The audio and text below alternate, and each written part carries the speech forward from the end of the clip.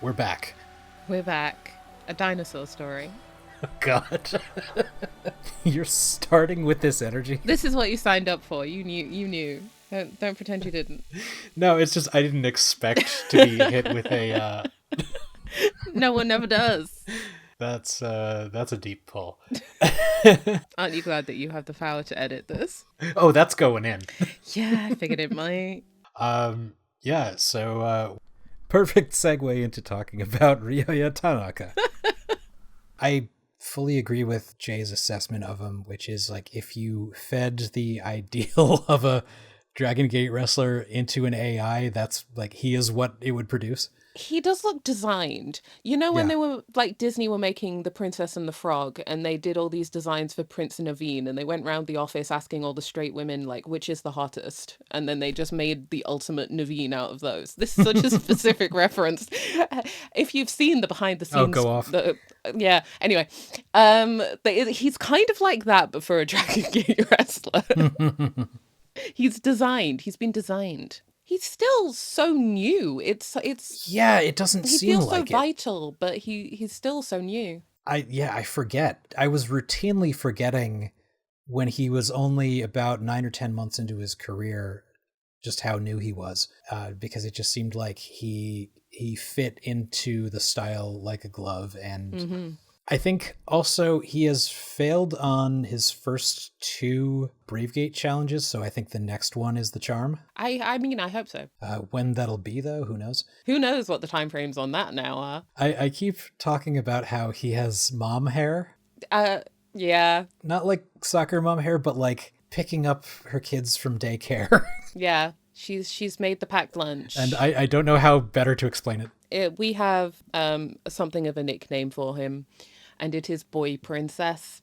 He gives pure boy princess, and this is said with all the utmost affection. Absolutely. And the hair is definitely a big part of that. And I like that, and I'll get to this more when we talk about them as a group, but I like that he kind of has his own, he has accents of the other colors, but he kind of has his own thing going on. Yeah, he has a distinct color story, which is actually really important in wrestling in ways. Oh, and now he's got the Bratz doll over like the Jinko jeans essentially. Yeah. As part of his entrance. Oh, with the sequined heart on the ass. Yeah. And which he did himself because he put I think he put it up on Instagram. Yeah, that he was bedazzling his jeans. Okay, yeah, he's baby girl. Baby girl, like Masada in DDT, like he is baby girl. Yeah, sky's the limit for him. I think future Dreamgate champion someday. I think with Tanaka, I mean a couple of places we've been talking, it's like I think promotions in the UK and the US and in Europe need to get him over sort of a few times now before his booking fees get too high. Well, he's coming to the UK, right? Yes, in May. I believe he's wrestling in Swindon, which, you know, it's a place that exists. And I'm actually very, very excited about that. Of all places. Of all places. They're putting him against a flippy boy of a similar build, which is very reasonable. I would have liked to have seen what he'd do against a couple of other guys, against a couple of my, you know, personal favorites who also work Brick him. I will be there with bells on. We're already making plans, despite it being an absolute nightmare venue to get to. So if he's not on the US tour, I'll get to see him in May. And I will not call him Boy Princess to his face, but I will be sorely tempted. Talk about Kamen Rider with him. Oh, right. Cross Saber is a Kamen Rider reference, isn't it? Everything's a Kamen Rider reference. Just like everything's a JoJo reference with Junior. Exactly. Yeah, let's move on to Dragon Dia. This has been the year of Dia for me. I mean, for him. For him, yeah. In general. But, you know, you get that sort of overwhelming seeing them wrestle and exist just makes me happy regardless of what they're doing. Dia's become one of those people for me. I'm wondering, just like because of the original basis of Decourage, if Yuki hadn't been injured for so long, I wonder if Dia would have gotten as strong of a push and if he would have had as many outside dates. Yeah, if he would have gotten the focus. I'm happy for him that he got those opportunities. And I think he's reached another level in the past year in the ring. He's more crisp. You know, he still hits his signature spots, but I think he's better at transitioning between them now. He's gotten faster somehow. Watching Bayside with my glasses off was a choice, because just there were points, and I'm not even exaggerating. There were points where my eyesight was going blurry because of how quickly he was moving. And he's adding new stuff to his moveset too. What was it? He did some kind of like corkscrew tiaras on one of the recent shows that was really cool looking. Just watching him not exactly work things out in real time, but just he's evolving. He's evolving, yeah. And it makes it sound like he was stagnant before, and that's not the case. He's always been exciting to watch in the ring. It's just he hasn't really had the focus. But also the tag team work and the trios work, that especially with Tanaka, Dyer is impossibly good. If this last year hadn't have happened the way it did, I'd wonder if he would have gotten the credit for how good he is. He's got a lot of natural charisma. Yes. I think especially after Unmasking too, he's really found himself. Yeah. He's always, every time he talks, his voice is always deeper than I think it should be. He's on my list of people that could be Seiyu in visual novels. He's really come into his own. I think the New Japan stints did a lot for him. Even though they didn't, book him to be much, but he just I think needed to turn up. A fire under. Yeah, he turned up. He did everything he needed to do. He stepped up to the plate and he exceeded it. But there were multiple people that I was talking to when he was in the Super Juniors that had no idea who he was. They were talking to me about him once they'd heard that he'd be in it, because they knew that I knew Dragongate. And it was pretty much instantaneously, the second theme hits, he shows up, he comes to the ring, and everyone's like, I like this guy. Yeah. And then he starts wrestling and you're like, oh, okay, I get it. He's special. It's still early in his career, but he's living up to the mantle of, being Dragon Kid's protege. Yeah. And I think that wasn't true for maybe the first couple years, at least not to the degree that it is now. I think the other thing that the last few months have proved with the Dreamgate Challenge is that, we knew this anyway because of the storylines before with Masquerade and then the formation of D-Courage. He is also very gifted at drama. And there was a sort of unshakable confidence and like a groundedness to the way he challenged Yamato as well. You know what his time away after Masquerade, like when he was gone for 6 weeks, when he had that whole thing where he was like texting Kota Minoura and saying like, I'm okay, but like, don't come after me, don't come looking for me. It kind of gave off that when you hear about people talking about how they got out of like a really toxic relationship and didn't realize how toxic it was until they had some time away from it. The Shun Skywalker experience. Yeah. But also relatable. I've been through situations like that before where I didn't realize how, bad of an influence someone was until I got away from them. And the realization of like, oh, Shun threw me under the bus. Like he saw something in me, but, this was always kind of his vision and whatever he wanted. Yeah. I think what Dyer's character has come to now is that he's allowed to want things for himself. That's a really good point. That he has that confidence because he is so far removed from everything that happened with Shun, and he's had to kind of step up and stand on his own without Yoshioka, and obviously Kikuta's pulled right back as well. Since losing the Dreamgate. It feels like Dyer as a character has found a sort of fully formed groundedness. There have been times when he's shown some attitude too, which he doesn't always have to be nice, which is subtle, but he can be a little mean sometimes, and that's interesting. I think you're spot on with saying that he's allowed to want things now and for himself, because he's not just Yuki's tag partner, he's not just like second fiddle to Kikuta.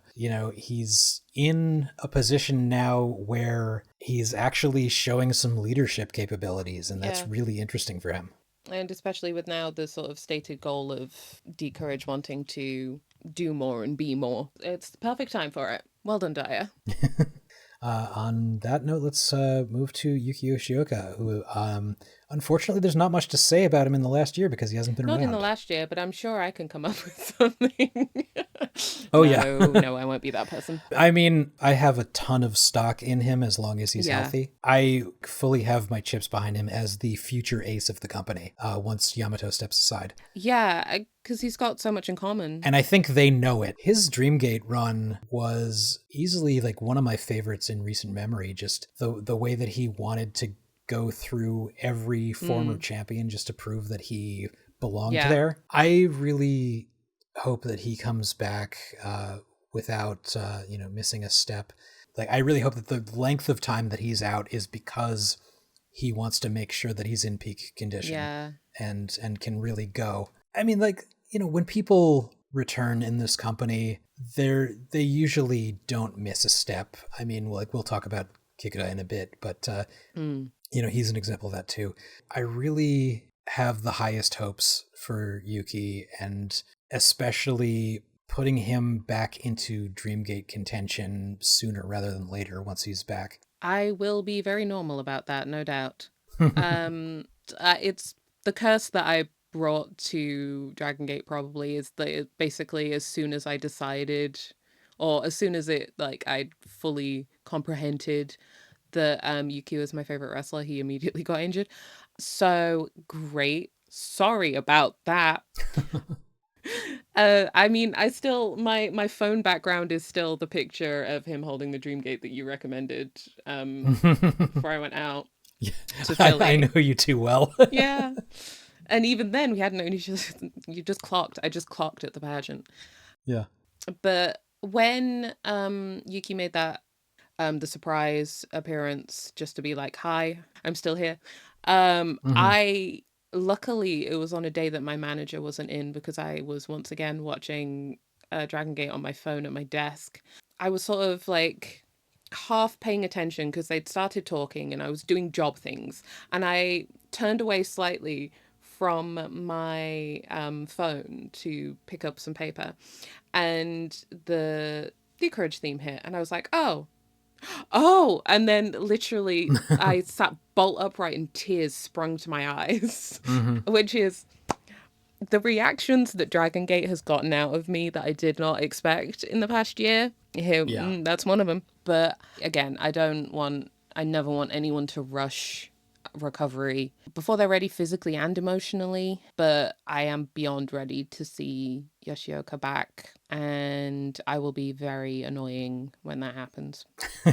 I mean, I wish that I could say more about him, but he's just been away for so long. And he keeps to himself. The thing that I do hope that like one facet about him that I really hope that he keeps, that whole thing when he goes like full Terminator towards the end of a match. I love that. He comes back, he gets the second win, and just nothing can touch him. Like, he just shrugs off strikes. And it's this really interesting aspect of him that I think helps solidify him as a top guy because he's got that second gear. Yes, exactly. And I think with all the talk about how the Reiwa 6 are like flailing at the moment, since he's not in the conversation, it's kind of like, oh, well, you're forgetting about how good he is. Yeah.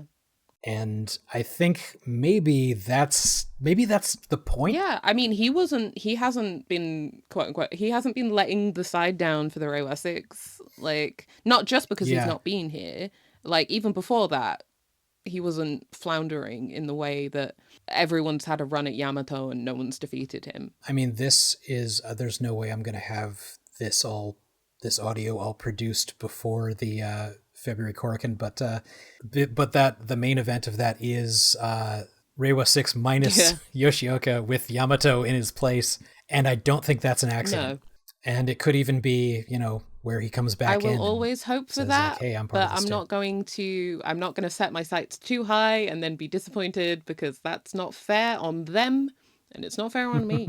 Completely selfishly, I hope I get to see him in person at some point. I'll go over to Japan at some point, but or just kind of hang out like he did in just chill. Sapporo. Just chill by the I loved picking him out in the background when he'd just like come out with his puffy coat and his glasses and just like Yuki watch.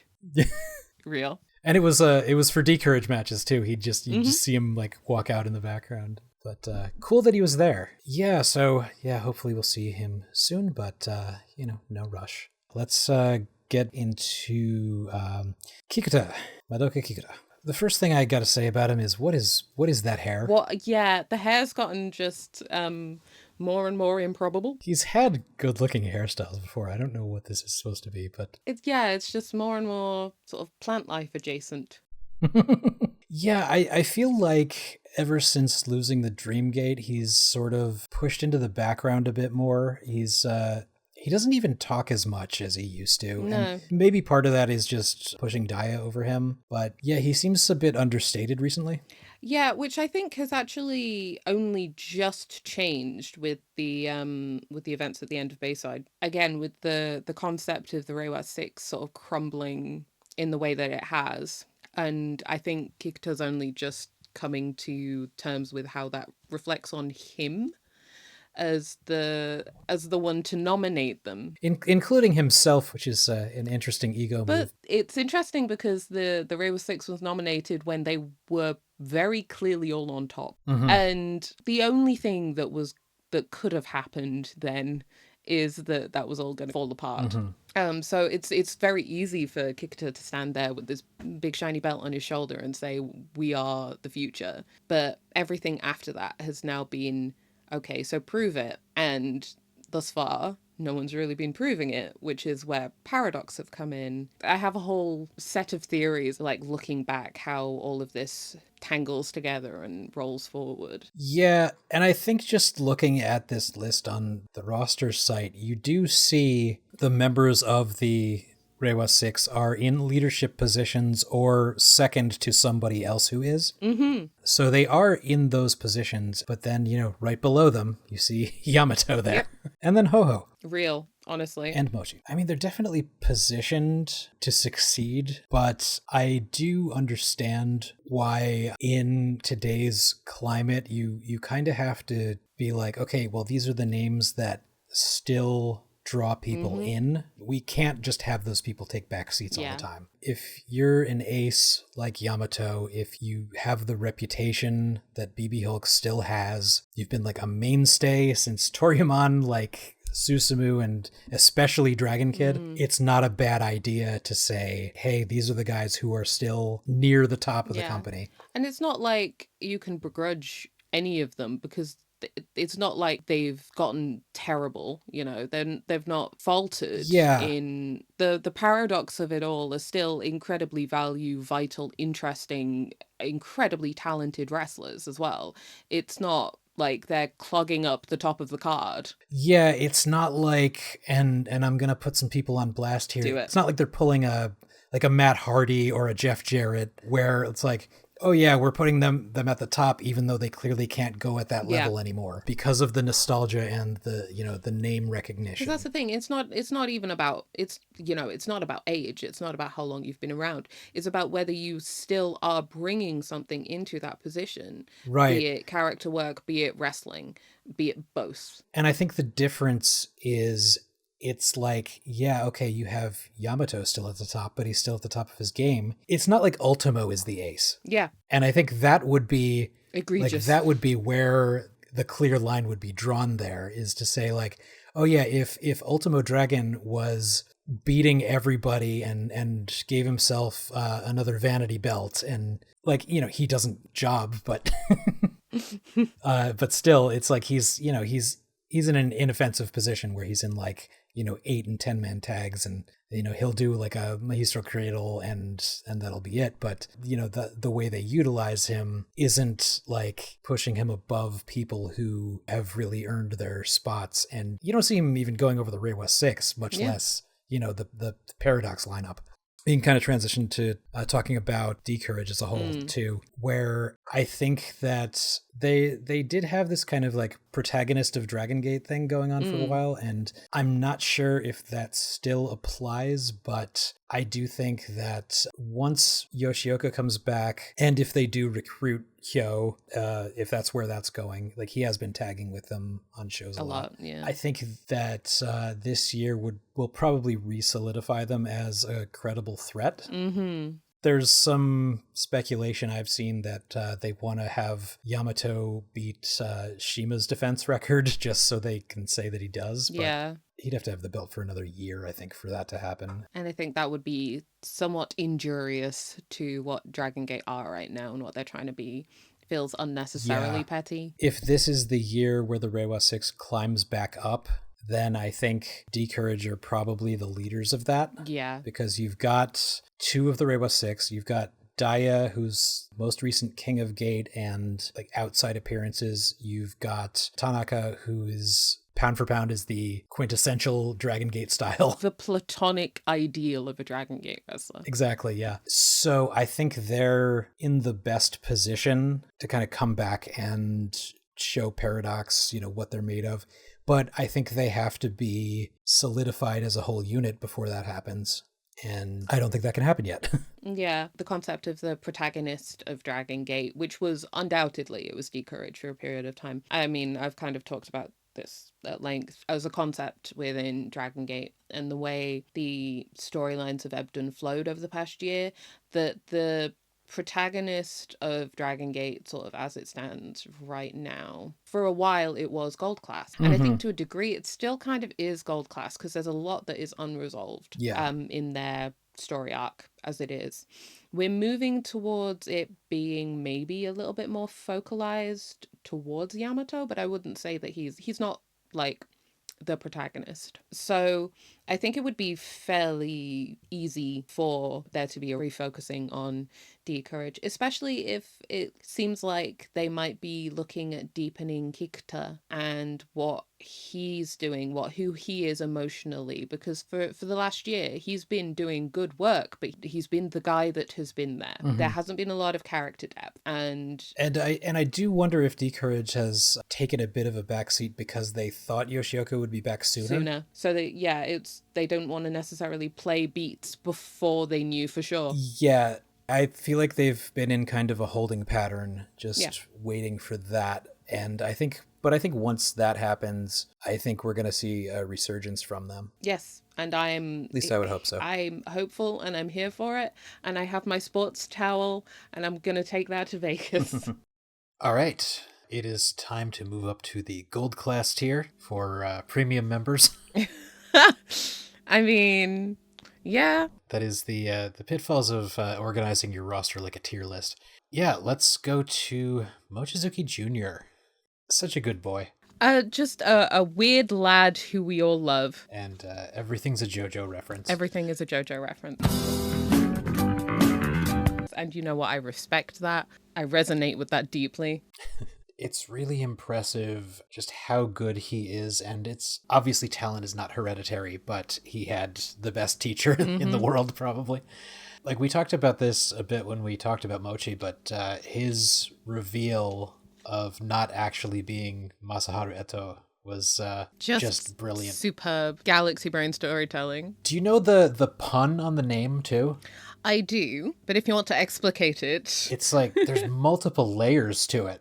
Because it's got the same first syllable of masa, but haru means spring and aki means autumn. We love a pun. And Eto, I believe, was the name that Mochi was going to go by if he lost his name to Susumu when they feuded over the Mochizuki name. Yeah. So just layers upon layers, and it was like, if you knew Toryumon history, it was staring you in the face the whole time. That's the thing. It's right there. It is completely, like, unsubtle, undisguised, and yet no one clocked it. I'm wondering who on the staff actually knew. You know, anyone who was close to Mochi probably would have known. I mean, I would hope so, but I wouldn't put it past him. Maybe the younger generation, it was a surprise to them. Because I know in the dojo, they say they don't have names until they debut. Yeah. But I would guess that the other people in his class probably would have known. I mean, it's going to come up if you're spending that much time with each other, living in each other's pockets. I mean, despite the whole early premise of M3K, he doesn't come across as a Nepo baby. It's like I feel like he's earned where he is, and he's got the talent, because like if he wasn't up to par with the rest of the trainees, even being Masaki Mochizuki's son, I don't necessarily think that he would have been where he is. I don't think that he would have. No, he wouldn't be there. Had that opportunity, because I don't think they would graduate somebody who isn't there or doesn't have the potential to be, at least. He would immediately be under so much scrutiny. Every rookie in a promotion like this is under an immense amount of scrutiny, purely because of how the system works, especially that Dragongate don't have a lot of rookies. They don't have a lot of talent coming in and out in the same way that a lot of promotions do, even like relatively small promotions, just because they don't have a standing roster. Mm-hmm. So when you debut like one person every 6 months, at minimum, they're going to be under an immense amount of scrutiny. And then just adding that level of also you're the son of a living legend. Right. They wouldn't have put him in that position. I mean, I hope they wouldn't have put him in that position. And again, it's all kind of moot because he is so good. Like, I feel like we're burying the lead here. There's no disappointment to be had. Junior's amazing. Yeah, he's really solid. He's got the fundamentals down. He has the prettiest German suplex I have ever seen. Oh, it's superb. At every GIF, I'm like, retweet, retweet, reblog. Yeah. I remember showing that to somebody, and they said, if you showed me that German suplex in a video game, I would say it was unrealistic. Yeah, very that. I saw Junior a couple of times in the UK when he was over here for Excursion last year. Oh, that's right. Yes. When he had the purple hair. Yeah, that was a choice. That was a choice. Mm-hmm. But one of the matches that I saw him in, he ended the match with that. And on pretty much anyone else, you'd be like, a suplex? Really? But it was just so glorious looking. Mm-hmm. And the friend that I was with didn't know any Dragon Gate whatsoever. I partially kind of dragged her along a little bit. But even she, just knowing nothing about Junior going into that, was really impressed with him. Yeah. I forget who said it. It kind of reminds me of something that somebody said about El Lindemann. Mm-hmm. I think when he appeared on one of the New Japan shows, or it was like one of those multi-promotional produced shows, somebody mentioned that El Lindemann is like if you didn't specialize in a certain style and just perfected the fundamentals, that's what his style is. And I see a bit of that in Junior. He does definitely take after his father with the kicking, and he varies his style a bit, but I see a bit of that very strong fundamentals in him. And I think that has to be something that's just been ingrained in him since childhood, obviously. Yeah, it's really interesting how he takes inspiration from the things that are around him, because I'm bad at recognizing moves. To a degree, that's not what interests me. I find wrestling video games immensely boring, where you have to build up all your movesets, etc., etc. But even I recognized that after Junior was back from the UK, he was starting to... There was a little bit more of the Brit scraps in there, and he wasn't here long. And then in the match in January with his dad, Junior did a move literally that I saw Chris Ridgway do on him in that show in Birmingham. Oh. So he busted that out in that match, and I was like that Leonardo DiCaprio gif of just pointing. Like, I know that move. I've seen that move. Yeah, I see that happen every once in a while. Who did that happen with? Oh, when Daiki started doing the Tsukadora from that Kaicho Nagana used to do. Oh my god. Which I'm really happy that someone picked that up. I do wish somebody would do Space World. If only so. That was so unique to Nagano. It was so unique to Nagano, but I do kind of want to just yell Space World.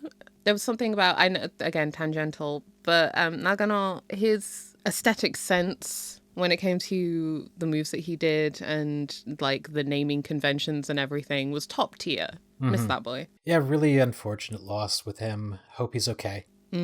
I think what the way Jay put it was that he was like, after his injuries piled up and he broke his neck and everything, he was a bit too afraid to come back into the ring because he didn't want to, end up just being completely unable to do this at all, and kind of just wanted a better life for himself. Yeah, and with the Dragongate style, you can't have that. You can't be afraid. You have to go for it and then see where the chips fall. Yeah, and you can't fall behind either. Yeah.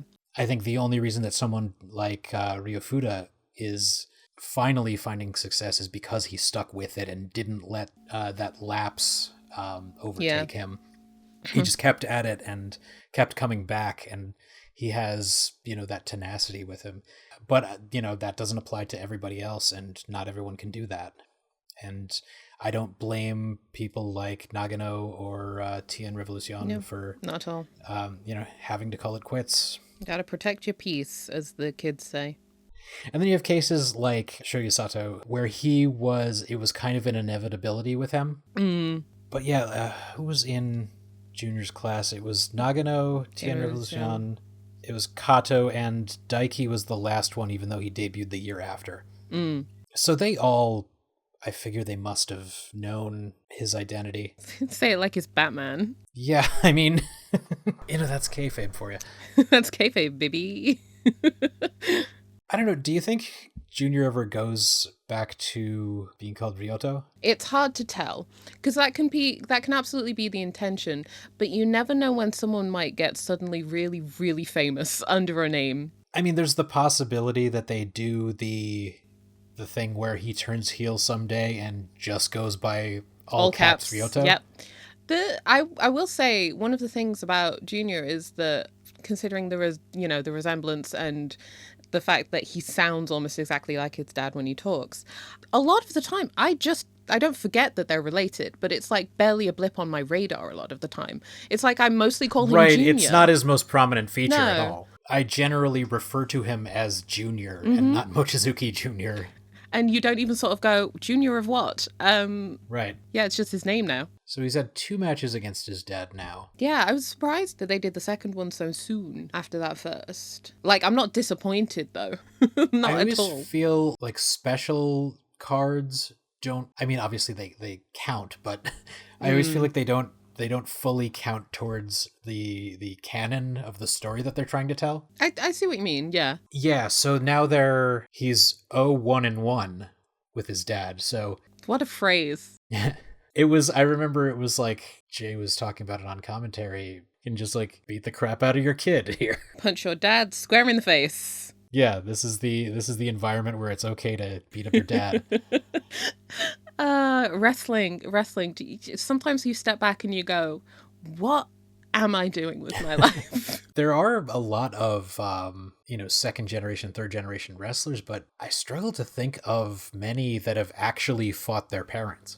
Yeah, usually, especially like if you look into the sort of lucha tradition, like fathers and sons tend to be on the same side alignment-wise, so they don't tend to face off. Whereas, obviously, that kind of dichotomous alignment thing doesn't really apply in a promotion like Dragongate. In terms of other wrestling, I mean, I've not been around as long as some people have in the fandom, but I can't think of any off the top of my head at all. God, like, I don't know why the first example that comes to mind is David Flair probably fought Ric Flair at one point in WCW. Yeah. You see, none of that exists to me. None of that's real. So... Understandable. Well, I mean, it's barely real anyway. David Flair isn't real. We've cast him from this plane of existence. Well, I know, like, Saray's fought her mom. Yeah, but, I mean, fuck that, who cares? Yeah. The entire Knight family.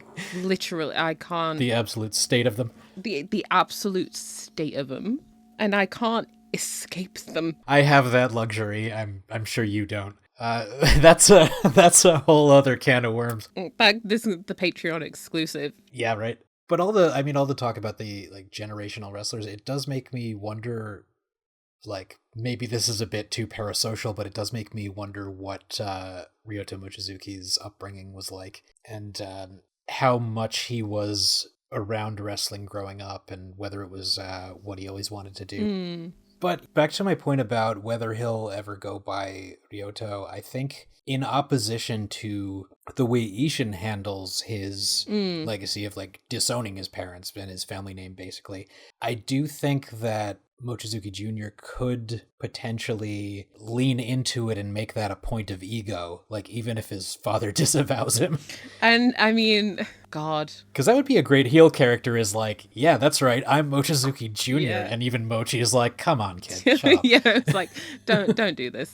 Don't do this. I've known you literally your whole life. Which is already a little bit of what he's doing, kind of. Like, Jay was talking about how Mochi says that he's gotten lazy ever since joining Gold Class. And that was kind of the undertone of their recent match. Yeah, it is interesting. I think, obviously, because Junior joined Gold Class at a point when things like the spark was just about to flare, and everything was about to just imminently about to pop off with Minoura. So I found that quite interesting that he is brought into this fold.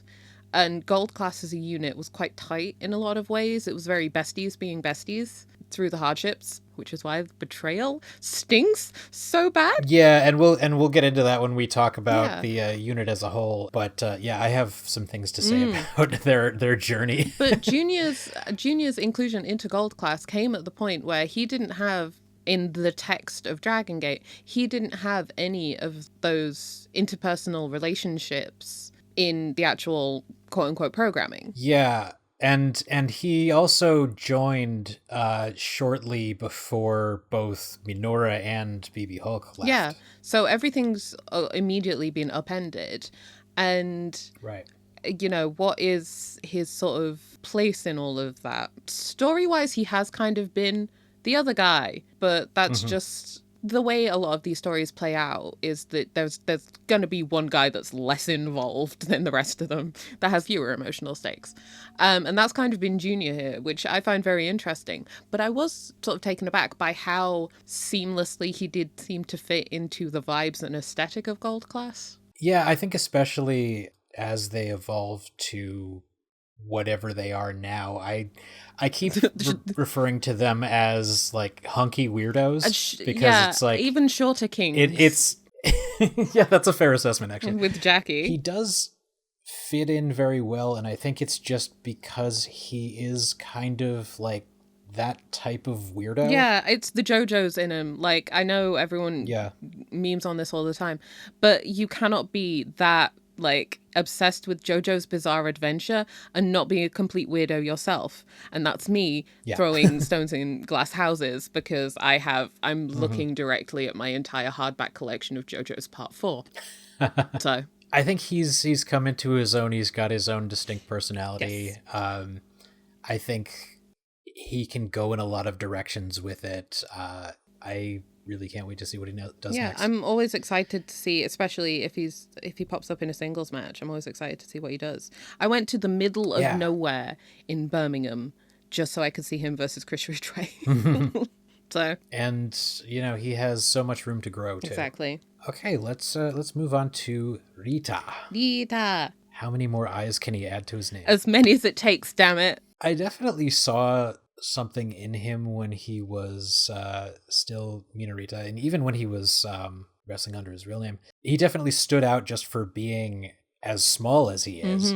I do kind of wish they would lean more into the shooter style background that he gets to show on the Buyuden Zero shows, but I do like that he's kind of evolved into this perfected version of himself where he's taking elements from, and this will be something I revisit when I talk about Ben K. He's kind of taken the best parts of the gimmick that he had and integrated that into his newest evolution. Like, he still does the head bonks. Very occasionally you'll see him like lead someone on a chase. I think he he hasn't done that recently, but I think he did that on a Sambo Hall show. Yeah, when he taps into that sort of nuisance energy and brings that back, that's always fun. Yeah, he's got a bit of gremlin energy, and which all the best Dragongate characters do. Or maybe that's just my personal taste, but I think someday he could be a really obnoxious heel. Oh, absolutely. Especially if they lean into how, like you said, how much of a nuisance he is. Whilst simultaneously having enough skill and credentials to break a man down to his bare essentials in the ring. Oh yeah. Yeah, I don't want to understate that at all. His ring ability is fantastic, and I love seeing the way that his style evolves over time. He's another one who, character-wise, he's kind of, the way everything's gone with Gold Class, he's become a whole person and character on his own. Obviously, entirely in the text, because he literally stopped being Minorita and became his own entity. He became Riiita. Right. But now, especially, it feels like similar to Daya. There's a sense of, I can do things for myself. I can want things for myself. I'm going to get angry because I'm allowed to be that for myself. Yeah, he's been allowed to show a little bit of attitude, a little bit of edge. Also, I think just being the longest tenured member of Gold Class, because he is the only original member left. And even then, he's not technically... Yeah, with an asterisk there. Gold Class was in place, and then Doi was like, here, have a small man as a gift. Which is still one of the craziest segments. Yeah, that is insane. Just have a small version of yourself as a present. Normal behavior. A whole person. Let's not read into the optics. Okay, so yeah, he joined a month after the official formation of Gold Class. Yeah, so splitting hairs, but close enough, Yeah, but still, longest tenured member. So he could even be, if not for Benkei and his position as one of the Reiwa Six, Riiita could be a unit leader at this point. I don't really see them really putting him into Dreamgate contention just because of his stature. I mean, we could go crazy. Someone like Sadio could get a bonk on the head and get weird with their hours. Well, bonk on the head how? Well, exactly. Look who we're talking about here. If they wanted to take him seriously, he could be kind of like Bravegate Ace even. Yeah. If they ever bring that belt back. They will. Well, they just need to bring back the tiny one. That's what he should do, is he should bring back that one and start defending it. And just say, well, if Yamato's not going to do it, then so I've got one at home. We have Bravegate at home. Oh, we're so galaxy brained. Give it to the biggest guy in the roster and have him wear it like a wristwatch. Just immediately just the picture of Ishin having it around his, like a choker. I really enjoy him every time I see him. He's extremely solid in the ring. Really glad he came back from his pretty lengthy injury in as good condition as he when did. I started watching Dragongate, he was already out on injury. So it was actually a really long time before I got to see him in contemporary Dragongate as I was watching it. Alongside Maria, Riiita had one of the best returns I've seen for a long time, just because of the sheer joy that you could hear in the crowd when he rushed the ring and started taking it to Gianni. Oh yeah. And I mean, what a person to return against. It feels correct. But it's that gremlin energy. I don't want to say pound for pound just because that feels like a read. He is, but as a whole, I think he has maybe the highest ceiling as far as match quality out of I think most of his contemporaries. I think there's levels for Riiita that are going to surprise us over the next year. Aesthetically, I have to talk about his pants. They're so controversial, but I like them. I'm sorry. God. They're so complicated. Yes. Because it's the gold and white pattern on the back, and then on the front it's that kind of paisley floral print, but with also fur cuffs on the ends, and it's I like it for just how bonkers it is. It feels it matches his energy, and honestly, I don't know why people are so caught up on that when Jacky is still wearing... Oh, we'll get to that in a second. But it's not that I don't like it, it's just that I kind of want an explanation for it. The explanation is It's Riiita. I'm afraid you're not getting any more than that. The back half is representing Gold Class, and the front half is representing him as a character individually. Contains multitudes. All right, we'll go with that. So on that, let's move on to Jacky. Jackalus. Jacky Kamei. Unfortunately, you're getting all the nicknames. I don't know why I do this. Jacky, we're so sorry, sweetie. Jacky is like, I love him. He's always great to watch. He's so flashy and quick, and I love his ring style. I kind of find myself struggling to say much about his character just because I feel like they kind of hit a gear with him and then stayed in it. I think he's gotten flung around a bit in ways that aren't necessarily immediately easy to understand.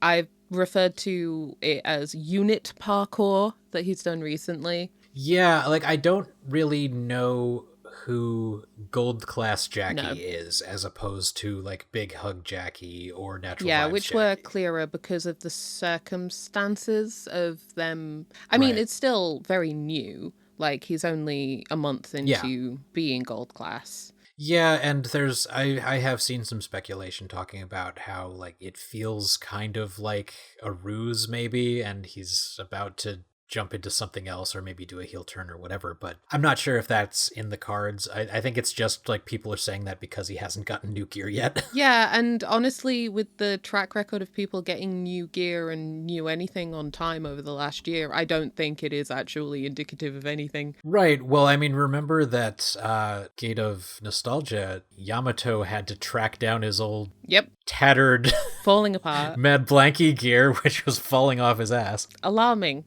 Truly. And it took him forever to get new gear after High End. Yeah, I think it's less of a foreshadowing thing. I think it's more of a real life writes the plot kind of thing. The thing is, though, he has the cow pants. Yeah. And it's in his graphic on the roster site. So I don't know why they keep going back to the overalls, because it doesn't match Gold Class more. I think it's more neutral than a cow print. That's fair. But even when he was in Vibes, he was wrestling with the straps down for the overalls. So yeah, I mean, I don't get it. I won't get it. He's just not a fashion queen. The thing is, I wouldn't mind it nearly as much if it actually fit him, because the top does not fit him. That's the major point, yeah. There's always this, like, there's extra room or extra folds, and it could be that they were counting on him bulking up or, like, filling it out eventually, but... No, because that would have relied on him being taller, with the way the fit on that, I think. Yeah, it just doesn't sit well on him, and it's something where, like, they could hem it, but they just don't. It's just weird. It doesn't bother me so much as I know it bothers a lot of other people. It's just there. I've seen much worse gear that's bothered me way more. Oh yeah. I mean, it doesn't distract me by any means. It's just a thing that I notice when he's there. But just walks out and you're like, I see. Yeah. Well, it's one of those things, just like, I mean, we were talking about how even though he does wrestle in it, how entrance is, one thing and wrestling is another thing. There's a mismatch. As soon as he starts to wrestle, it's just like, oh yeah, Jacky's wrestling. Yeah. Jacky he was another one that people who I was friends with who did watch a bit of Dragongate were talking about before I started watching Dragongate. Just as a sort of like, here is my sweet son, Jacky Funky Kamei, as he was. Mm-hmm. So he's kind of always been one of these people that have been like, hey, it's Jacky. Jacky's here now. And he is so good. Yeah, and I mean, it's really a testament to his ability that they used to put him in the free YouTube matches at the top of every show, because that's what would draw people in. Yeah, he's explosive. He's immediately recognizable and as being impressive. The thing with Jacky is I'll always go back to this because obviously his storyline last year over the whole thing with Vibes and Shun and Hyo and Mante then going into Big Hug was so dominant as a storyline, and for a lot of that, like, Jacky was like clearly focalized and involved in it, but he wasn't, in a lot of ways he wasn't present. He didn't have a lot of agency, and that's to a point Right. deliberate because Sean Skywalker's involved. But I still think back to watching the Dead or Alive cage match and being just so taken and impressed with the sheer amounts of depth and pathos. I was just gonna say pathos. Yeah, Just what the emotions that he could summon in the viewer during that match and during all of the segments with Hyo and afterwards with Hyo and KZ. And when he's outside the ring just like screaming, just howling at Hyo to fight and to keep going. Yeah. And, Z-Brats were just torturing him. Yeah.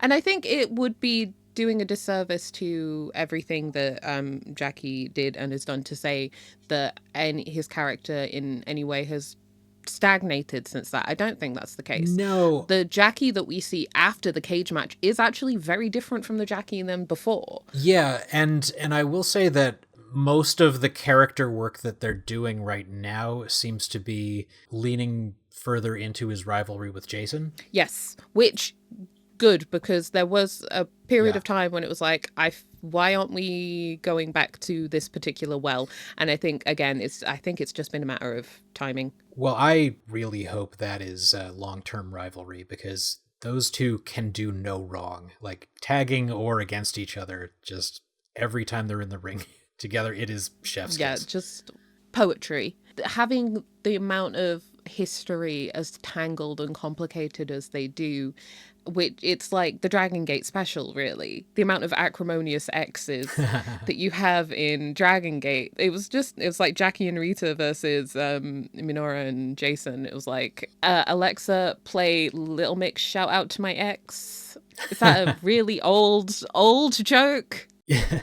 Anytime they had him post Big Hug against Hyo or Monte, it was very much like big like X energy. that one match with Hyo especially, because so much of that dynamic was just so intensely about that connection. I really feel like they should have settled the members of Big Hug elsewhere sooner than they have, but I assume that's coming very soon. I mean, I would expect and hope so. I don't know. I saw a lot of people talking about how, Big Hug was kind of like a failure of a unit, but I think it was just they told their story and then they got out. Yeah. And I think that's more than a lot of units can hope for, honestly. High end. It always comes back to high end. I think Big Hug didn't need to be any more than it was. And it really 100% depends on what your metric for failure is when it comes to a wrestling storyline. I kind of feel like they were trying to replicate Decourage, but I think they didn't go fast enough with that story. Maybe. Replicating Decourage, again, it isn't possible, not just because of, why would you do the same thing? But because the perfect storm of every element coming together, because it wasn't just the formation of Decourage, it was the dissolution of Masquerade and RED, and it's RED forming Z-Brats, and it was all happening at the same time. Yeah, like that was really a culmination of a lot of things, and I mean, to some degree, so was Big Hug, because you had Monte's unmasking, and you had Hyo eventually getting sick of Shun and turning on him and reuniting with his best friend. Yeah. And then you had the other, like the bookend of that with the other cage match where, Hyo rescues Jacky, which still spot of the year. Incredible. That whole pulley counterweight system. I believe I've called that a miracle of spontaneous engineering. Yeah. The difference then, it really comes down to the fact that it was the end/beginning of the story for Big Hug, but it wasn't that for anyone else.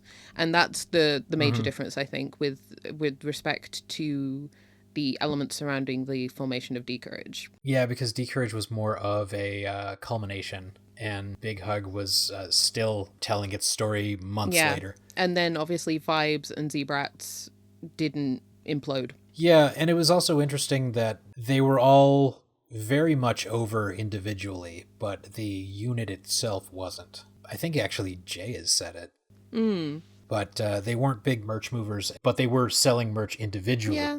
I mean, the only reason I'm not focusing so much on Jacky while mentioning this is because he is so new to Gold Class, and he is kind of in the middle of an evolution right now. I want to see what Gold Class Jacky looks like. I'm fascinated with this. I love the aesthetics of Gold Class, and the journey of the aesthetics of Gold Class as well. But I kind of want I hope that Jacky has a Gold Class iteration that isn't a palette swap, because that would be disappointing. I mean, that's basically what Hulk did. Yes, but that's Hulk. But he's already figured out the perfect aesthetic. Like, why would you not just sort of play it to it? I just remember everyone speculating on what BB Hulk in Gold Class was going to be, and then he comes out and it's just like he's wearing a Gold Class shirt and he's got a rose in his teeth. You get what you pay for. With that, let's move on to Bank. I'm so glad that that's caught on with my audience of 3 people. Strong Machine hasn't done it, so. How about Ut? Ut. No. That one's got to catch on. It's just Bank is so catchy. I'm sorry. Yeah. Benkei is in this interesting position, being kind of the elder statesman of the Reiwa 6, as it were. Isn't that so wild? And then I think he's the same age as me. Don't love that. and he's another one, like how I mentioned with Riiita, how he kind of took the silly, gimmicky version of himself and integrated parts of that as he evolved into who he is now.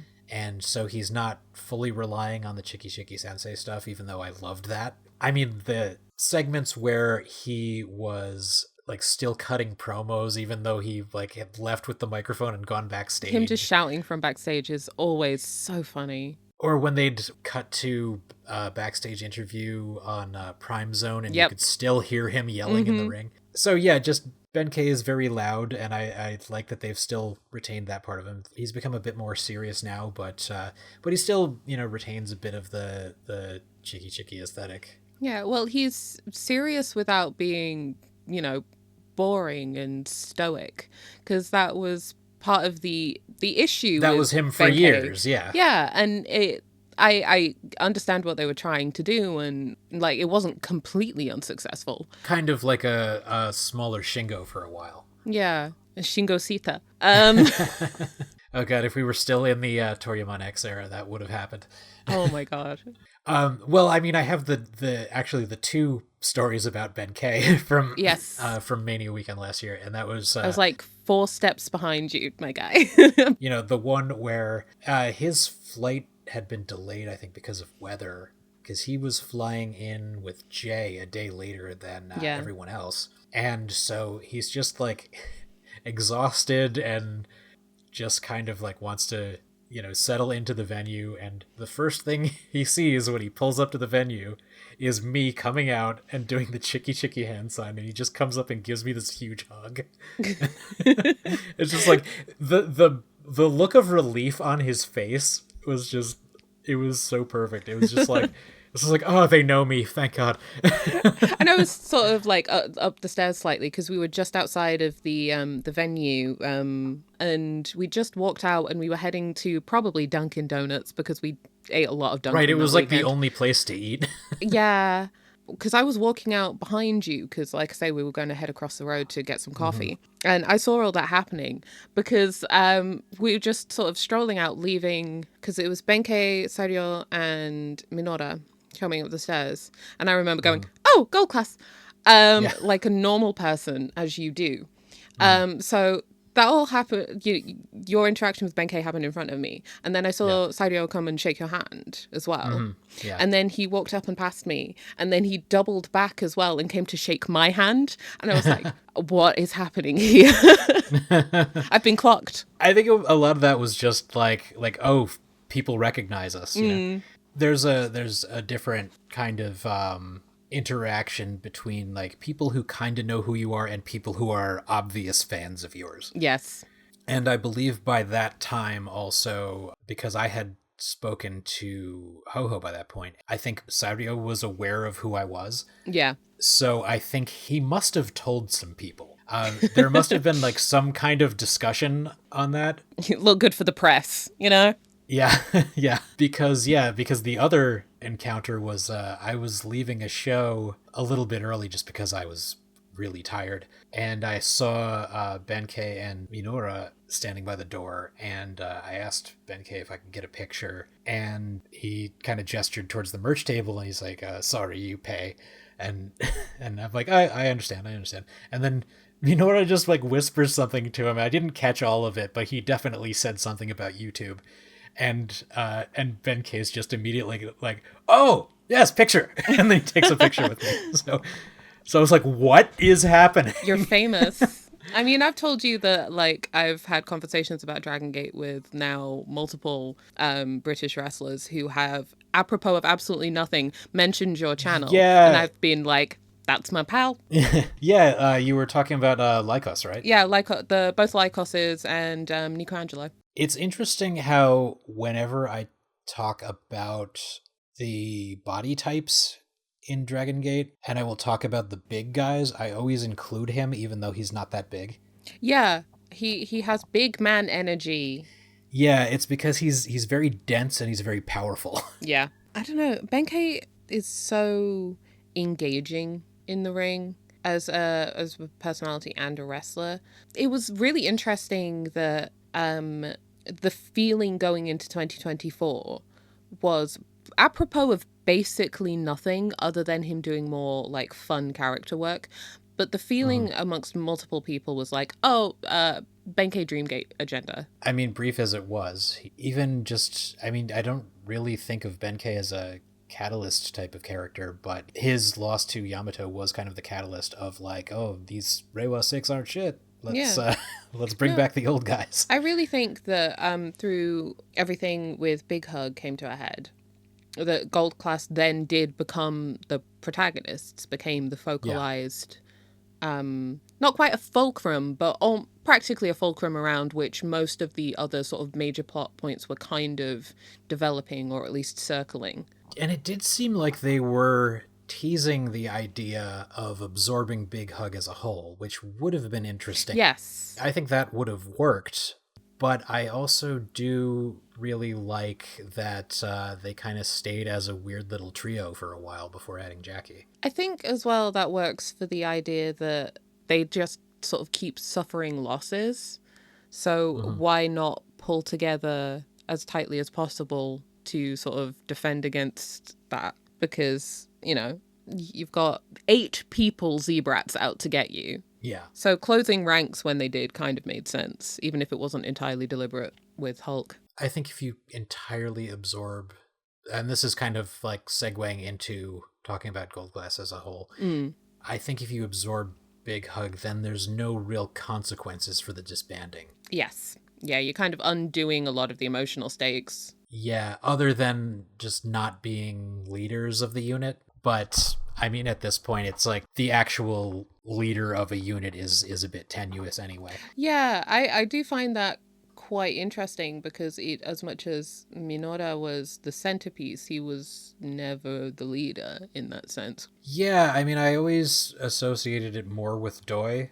Yeah. Even though, and then, you know, when he left and occasionally came back just because they ran out of members for Triangle Gate matches.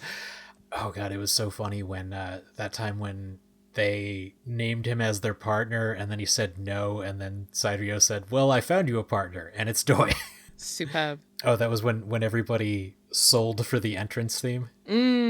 As soon as Muscular Bomb hit and everyone fell down. But yeah, I think Gold Class has gone through, I mean, you could easily call this chapter 3 probably by this point. Oh, easily, if not chapter 4, depending on how you slice it. Yeah, looking up a timeline here, you know, you've got your original flavor. Minora, Doi, Minarita, and Ishida, and then Doi and Ishida leave, and that's chapter 2 right there when you got, when Benkei joins. And then Hulk shortly after, I think that's, you know, part of 2. Yeah.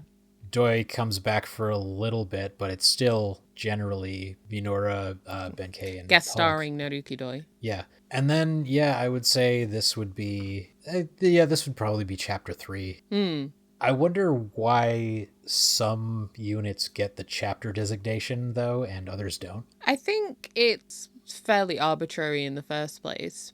But I think specifically with Natural Vibes, the distinctions between the sort of structures and goals of each chapter is different enough to warrant there being an actual designation.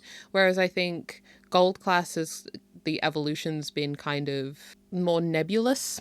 Actually, the way that Gold Class has evolved over time is kind of like the type of Ship of Theseus kind of thing that they do with most heal units. Yeah. Where everybody gets replaced eventually until there's only one original left, or sometimes no original members left, and then they evolve and rename. But I don't see Gold Class doing that anytime soon. No, I adore Gold Class. They kind of snuck up on me. Definitely a rocky start. The first chapter was a bit rough. Even the second chapter was a bit iffy at times. A bit unfocused. I think they've hit their stride, though, ever since around the time that Junior joined, probably.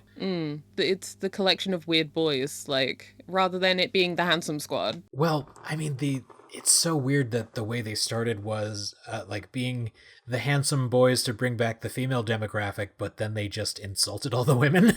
I mean, that feels true and prescient, so... I mean, as far as being like a host club gimmick, trying to do tweener or like a mixed alignments of like heel and face, and you had Minora being, like the himbo and kept saying he had like no idea what was going on and just went along with it, which was funny and I liked it, but it was also an odd change after being like the guy in Masquerade who stood up to Shun. Yeah. And was the one saying like, you're manipulating all of us, this sucks, dude. Yeah, would you stop, please? I mean, gimmick changes always risk that kind of friction narratively. Yeah, but the heel part of them early on was almost entirely Ishida, and he always, like, he never really fit. And not to say he's like a bad looking guy, but I think as far as like, when I think of like hunky young dudes who have been in Dragongate, he was not the first on my mind. Like, I would have said, like D-Courage were still independent at that point. I would have said like, yeah, get like Yuki and Daya in there. Well, again, you always run into that as well. And I mean, not to get too in the weeds on this, but a lot of the time the concept of what men think women find attractive is just not the case whatsoever. It is an assumption that's actually more rooted in the aspirations of usually a straight man, what they think. They project that kind of insecurity, whereas like women find small little freaks engaging and endearing throughout time. Nosferatu is doing business on Tumblr for a reason. Not that I'm saying anyone in Dragongate looks like Nosferatu. That's not what I'm getting at. But no, there are people with Nosferatu energy. Energy. Oh, that's a new unit. We need more goths. I'm sorry. We can't just have Hulk. When Kai and Valletta were teaming up, I was calling them Weirdo Energy just because, like, they have that, not gremlin so much as just like what even are you? Yeah. What are you doing? Honestly, what are you trying to achieve here? But I'm into it. No, that's entirely fair. I do wonder, though, if it's different for the queer community, because that's not a really a segment of the Dragongate fan base that I hear a lot from. Like, I definitely know queer Dragongate fans, but I don't really hear them talking as much about like who's the hottest boy. Yeah, it doesn't. I mean, from my perspective, the way I talk about the wrestlers that I like, I'm very conscious of it not being perceived about purely being about being attracted to them or finding them attractive for various reasons that I won't go into here. So I can't speak for the way that other people. I'm also aware that even though we don't share a language in common, wrestlers are incredibly online. They will find things and they will hit Google Translate. I don't need them knowing my opinions on things. Yeah. That was one of the reasons that Anthony and I wanted to start Paradise Vibes, not necessarily to get into quote unquote discourse, but to at least have voices that are coming from a different perspective than the usual straight white guy perspective that you usually get talking about wrestling in general. Which I think you kind of have to get into with Dragongate specifically. I think it's way more important. They're so focused on it. It's way more important and way more salient than people think. And it's the same with DDT. Yeah, I was just going to say that in DDT. You have to include queer voices in the discussion with these two promotions specifically because of how much content is catered towards them. Yeah, both deliberately and accidentally. But like they know what they're doing. It's not just about playing to the women, to the fujoshis. Right. Though that's not, let's say, that's not a small demographic and it's not an insignificant one. I mean, I consider myself fluid. But there's also, I think it needs to be said that the original demographic of Toryumon, which was kind of like the point of what Doi's vision for Gold Class was that in Toryumon, the shows were often held midday, and so you'd have a lot of bored housewives in attendance. Yep. And that's who they were appealing to. And that's why, you had like complete stripper-ass Magnum Tokyo doing his silly little dance. Full Chippendale entrance routine, which, Hyo capitalized on that for a bit before he transitioned to Cats. Oh god, Cats 2019, Hyo. But yeah, no, exactly. It is a much more sort of layered thing. The sort of idol-esque concept of Dragongate is one reason why I like it so much, because I have a history of being into idol music across different cultures and across the sort of spectrum of gender. I just like that vibe. And having that in wrestling, it's boy band warfare without the emotional stakes and flame wars that you got of actually like cartoon and Arashi fans in the early 2000s. Like, we're not going back to that, but it echoes it in some way. It's kind of nostalgic. Yeah. Well, the whole unit warfare structure is why, like, when I started looking for a Joshi promotion to get into, Stardom appealed to me so much, because it's the same structure, and it's... Yeah, Stardom's straight up an idol promotion. Yeah, and it's also very much, we touched upon this earlier, but it's very influenced by Dragongate. Mm-hmm. It's definitely, like, I know that... queer dynamics are very different in Japan, but I do wonder how much actual... not the Venn diagram, but like the proportion of white guys who take wrestling too seriously and women who are there for the hot boys and queer community who are there for, all of the above. Yeah. I don't think there's any real way to measure the actual ratio of that. Yeah, and it's also... other than doing extensive surveys, but... Yeah, and it's also like arbitrary and fluid anyway. Yeah. But that's why you never want to have one overriding voice that's sort of dictating what this means, what this means, what this intention is. That's the easiest way to flatten, cheapen, and completely invalidate art in any form. But it's also why we need more voices. It's why we need more queer voices, diverse gender and racial voices as well. And I mean, I'm white British, so I'm not exactly necessarily breaking new ground in a lot of ways. But I do come at things from a different aspect, even if I'm not necessarily upfront and completely like I'm not going to run down my identity in minute detail just to prove my credentials or whatever, but I want to talk like this with you on our podcast when we manage to get it together, and in general sort of on the internet and with my physical presence, of just bringing something a little bit different from my perspective, but also I know we've gone completely off topic, but bringing joy into the space. And actually, I think this topic of discussion is perfectly on brand for talking about Gold Class. I mean, yeah, actually, I've told this story before, but I go off on a lot of tangents about Minora. This is part of my brand. I was genuinely, legitimately heartbroken when he turned on Gold Class. And it wasn't just because I was so disappointed in Minora. It was also because I was so heartbroken for Gold Class, because I was like, I felt their betrayal. And I was like, what is going to happen next? It hurt me so deeply. Right. I shed actual tears. I didn't have as visceral of a reaction because I kind of saw it coming, just because of I saw it coming. I just didn't want it to happen. Yeah, but I mean, like the reason that I did feel the betrayal still pretty intensely was just because I thought, well, that's the end of Gold Class if the centerpiece is gone. And I'm glad that wasn't it. Oh, I'm so glad. But yeah, at the time I was like, what are they going to do now?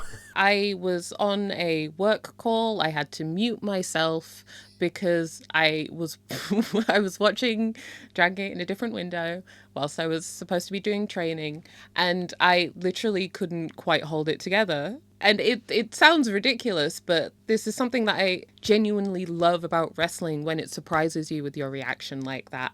I knew that I loved Gold Class. I didn't realize how much I loved Gold Class until they were put in mortal peril. Yeah. And that's what made them so easy to root for Exactly. in a unit disbands match. Mm-hmm. And I mean, there's a lot to say. I have a lot more to say about Gold Class generally that we don't have time for here, and I need to do some research and read some books. But I genuinely dread the day. It's like Natural Vibes. I don't know how Dragon Gate will feel when we don't have Gold Class anymore. Well, we'll get to that when we talk about Natural Vibes, but I do feel like the absence of Natural Vibes is kind of going to feel like the absence of Jimmy's, at least for me. And again, being that I'm new, I know I keep harking on about this, but being that I'm new, I've come into the ecosystem where all of these units have been around for a little while, and statistically, if you look at the history of Dragongate units, we're kind of getting to their end point, the usual end point of a unit. And I think that's true for a lot of the units. Usually this is about the time when there would be a major shuffle. And if it didn't happen in January, then I'm not sure when it happens, because I think all of the units right now, for the most part, have quite a bit of longevity. Yeah, I think that speaks to them finding what has worked and what they feel that they can put more sort of stock into. Yeah, well, I mean, it's interesting because I did have that video a while back where I was talking about the problems with the unit structure, and I had to move that to my archives category because for the most part, they fixed all the problems that I talked about. I was talking about how Zebrats was a small unit, and now they're up to 8. And I was talking about how they weren't doing anything with the rookies, and now there's Mochizuki Dojo, and all of the veterans were like scattered and not really doing anything, and now there's Paradox. So they really have fixed a lot of those issues over the past year or so.